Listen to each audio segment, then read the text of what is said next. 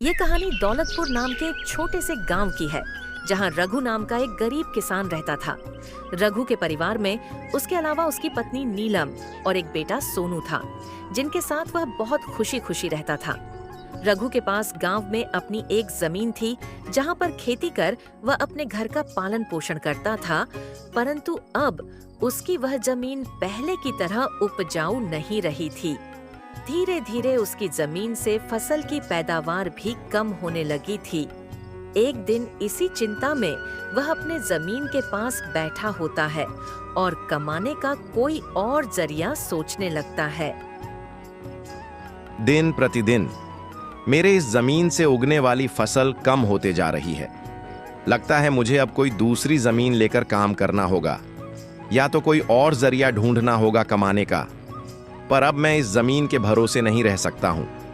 चलो एक बार चल के नीलम से राय लेकर देखता हूं, वह क्या कहती है। इस बारे में रघु तुरंत खेत से अपने घर की तरफ चल पड़ता है। घर पहुंचकर वह सबसे पहले अपनी पत्नी नीलम को आवाज लगाता है। नीलम, जरा यहाँ आना, तो तुमसे एक जरूरी बात करनी है। बोलिए, आपने मुझे बुलाया क्या? हाँ नीलम, मुझे तुमसे एक जरूरी विषय पर बात करनी है और तुम्हारी राय जाननी है। हाँ बोलिए, क्या बात है? नीलम, तुम तो जानती हो हमारी जमीन अब पहले की तरह इतनी उपजाऊ नहीं रही है, और अगर मैं ज्यादा खाद वगैरह डालने की कोशिश करूंगा तो कहीं उसकी मिट्टी और खराब ना हो जाए। इसलिए सोच रहा हूं कि कुछ समय के लिए उस जमीन पर खेती करना छोड़ दूं। हर साल थोड़ी थोड़ी खाद उसमें डालता रहूंगा, जिससे कुछ सालों बाद वह पहले की तरह उपजाऊ हो जाएगी। फिर उसमें खेती करना शुरू कर दूंगा। हाँ, ये ठीक रहेगा। इससे आपकी जमीन भी सही रहेगी और उसमें उगने वाली फसल भी। हाँ, पर तब तक मैं क्या करूं? क्योंकि मेरे पास दूसरी तो कोई जमीन नहीं है, तो घर का खर्च चलाने और सोनू की पढ़ाई के लिए कहां से पैसे जुटा पाऊंगा? आप एक काम क्यों नहीं करते? एक बार जाकर गांव के जमींदार काका से मिल लीजिए। वो तो बहुत अच्छे और नेक दिल है। वो आपकी जरूर कोई मदद करेंगे। हाँ नीलम, ये ठीक रहेगा, क्योंकि काका अगर कोई नया काम भी करने बोलेंगे तो वो उसमें भी मेरी मदद कर देंगे। ठीक है नीलम, तो मैं कल सुबह सुबह ही काका से मिलने उनके घर चला जाऊंगा। अगली सुबह रघु जमींदार से मिलने उसके घर के लिए चल पड़ता है। जमींदार के घर के बाहर पहुंचकर वह जमींदार को आवाज लगाता है, क्या आप घर पर हो? रघु की आवाज सुनकर जमींदार बाहर आता है। अरे आओ रघु बेटा, बोलो क्या हुआ, कुछ काम था क्या? हाँ काका, आपकी एक मदद चाहिए थी। हाँ बोलो ना बेटा, मैं किस प्रकार तुम्हारी मदद कर सकता हूँ? रघु फटाफट से जमींदार को अपने खेत की हालत बता देता है। तो इसमें परेशान क्या होना बेटा।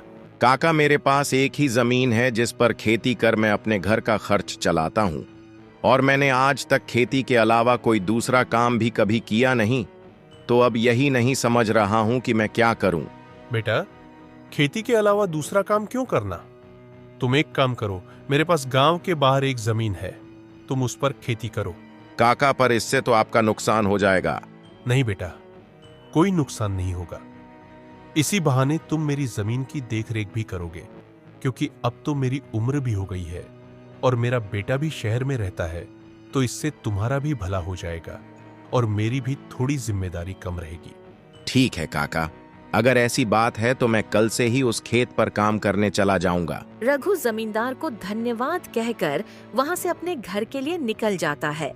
रघु अपने घर पहुंचकर नीलम को सारी बात बता देता है। अगले दिन रघु सुबह जल्दी उठकर हल बैल लेकर खेत की ओर निकल पड़ता है। चलो, नई शुरुआत है। मेहनत करूंगा, काका की जमीन भी संभालूंगा और अपने घर का भविष्य भी।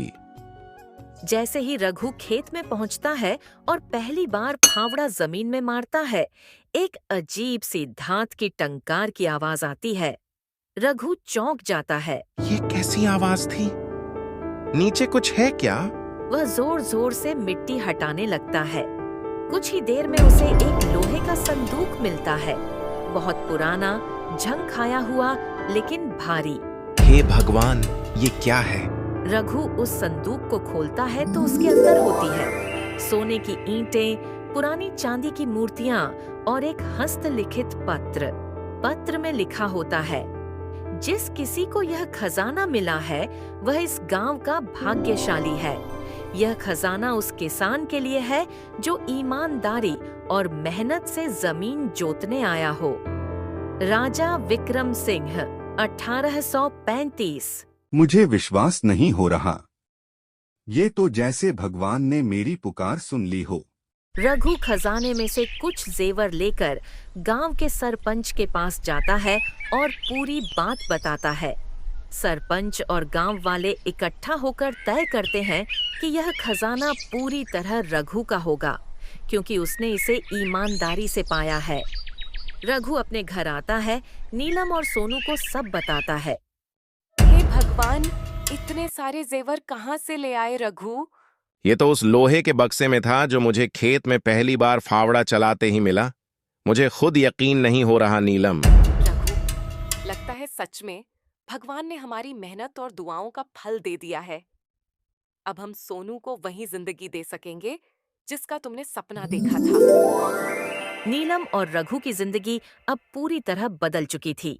खेत में मिले खजाने ने उनके सारे दुख दर्द मिटा दिए थे। रघु ने अपनी जमीन को फिर से उपजाऊ बनाया, नीलम ने घर को फिर से सजाया और सबसे बड़ी बात, सोनू ने पढ़ लिख कर एक बड़ा अफसर बनकर अपने माता पिता का सपना पूरा कर दिखाया। अब उनका छोटा सा घर खुशियों से भर गया था और गांव में हर कोई नीलम और रघु की कहानी को एक मिसाल की तरह सुनाता था।